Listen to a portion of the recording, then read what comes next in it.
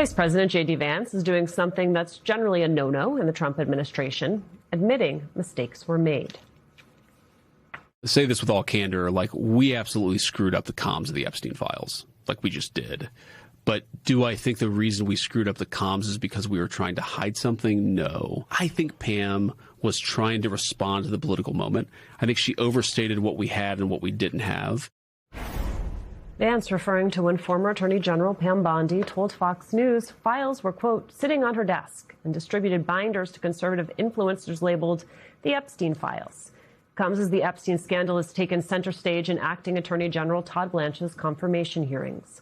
Joining me now, Democratic Representative Yasmin Ansari of Arizona. She sits on the House Oversight Committee. Congresswoman, was it just the comms that the Trump administration got wrong?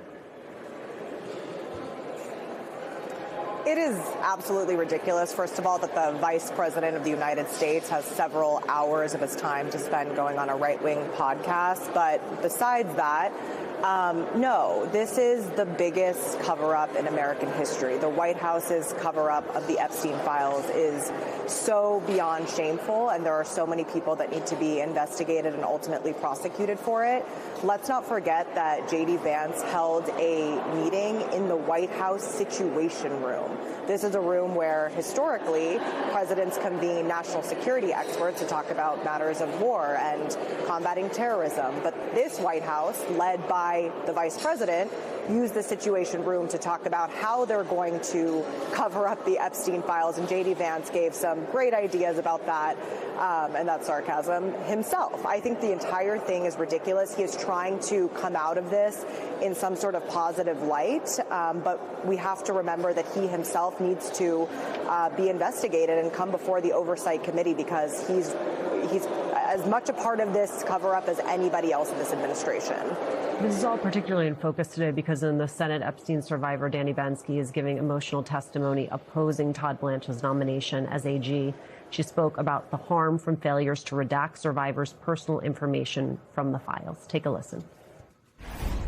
Instead of treating this release as its own violation and holding the man who led it accountable, you have a decision on whether you place him in the highest law enforcement position in this country. These documents contain disturbing yet incomplete accounts of my abuse. They were available not only for the entire world to see, but my child, my students, my friends, my employers, my colleagues, and my family. It was humiliating.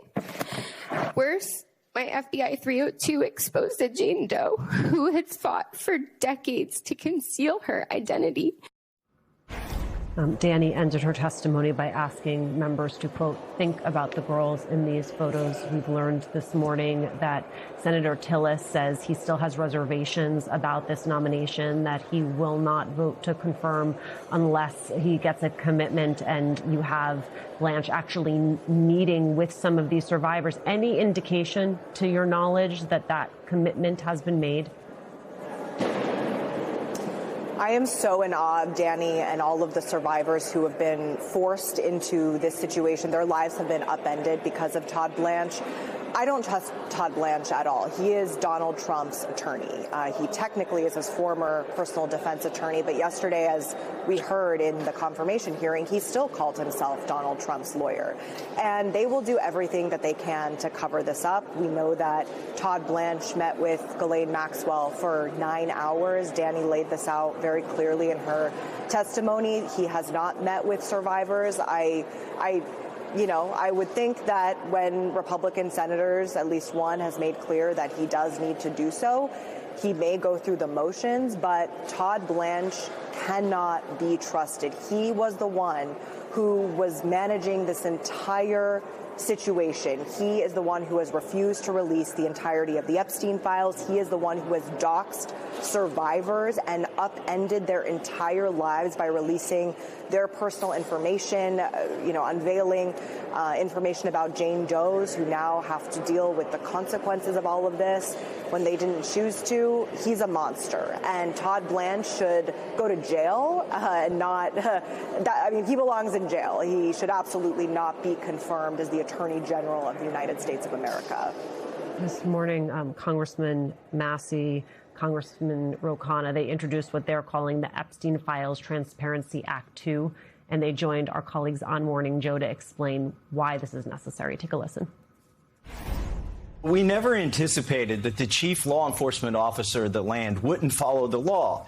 And so Ro and I took some heat because we didn't put in our original bill the ability to sue the chief law enforcement officer of the land. And so that's what the Epstein Files Transparency Act 2.0 does. It gives the victim standing to sue the Attorney General to get their own records, their own testimony in these 302 forms. It also gives congressmen standing to enforce this law. Congressman, do you believe this is necessary?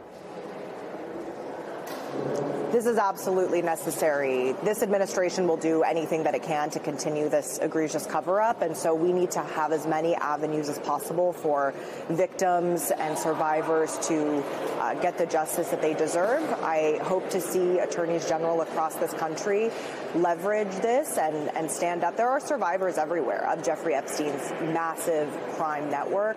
I have had people in my district and from Arizona reach out to me who were trafficked and abused by Jeffrey Epstein, Ghislaine Maxwell, and other rich and powerful people. So we need to find as many ways as possible to go after this administration for the cover-up and ultimately go after the perpetrators and enablers that are named in the files that this administration is choosing intentionally to withhold from the American public. Congressman, you said something earlier, and I just want to make sure that I understood what you said. I believe you said that you believe Todd Blanche belongs in jail. Is that what you intended to say? And if so, why? I do believe Todd Blanche belongs in jail because he has directed the most egregious cover-up in American history. This is a blatant violation of United States law. Donald Trump himself signed the Epstein Files Transparency Act after being forced to do so because a bipartisan group of members of Congress and senators passed this bill many, many, many months ago. And since then, Todd Blanche has blatantly violated the law. He has doxed survivors and ruined countless lives because of that.